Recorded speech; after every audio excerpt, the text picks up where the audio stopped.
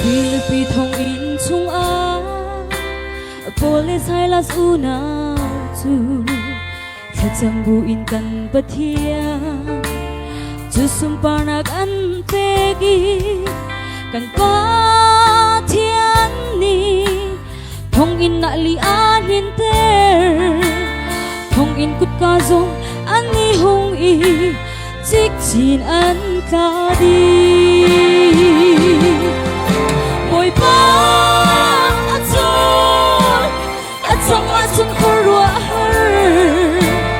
Chilchukan ni ang ulay At sa karawin kan luat la Madu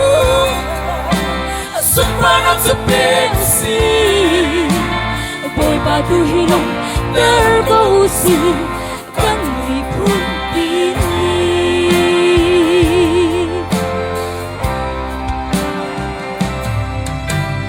Thong boya chin apa ma le ma tha ai tim i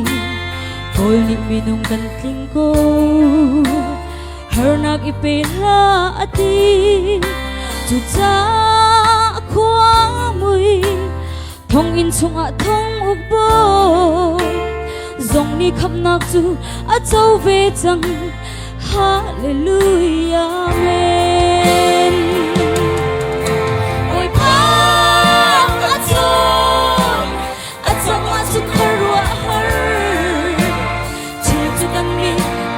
ang ulai Sa farawin kan luat la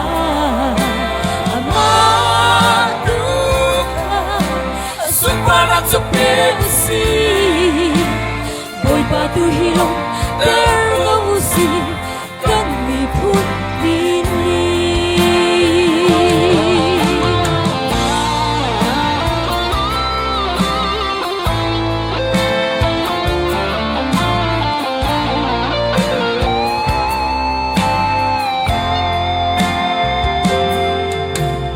Karu her ngai asi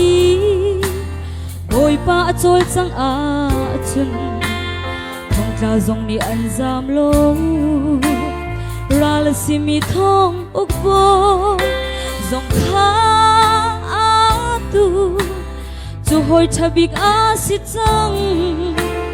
Din nak pathian le rem nak boy pa a si zia alang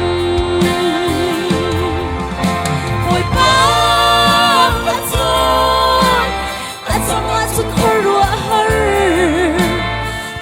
Kami ni ang ulai At sa karawin kan luat la Amadukha Sumpan at supensi Boy batu hilong tergausi Kan lipun diri Gantung a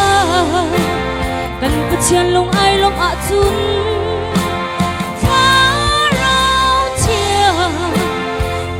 Thara kan pe kola Boy pa tu hilang terusi Amadukha Sumpan at supeusi Boy pa tu hilang tergausi kan lipun diri Boy pa tu hilang tergausi kan lipun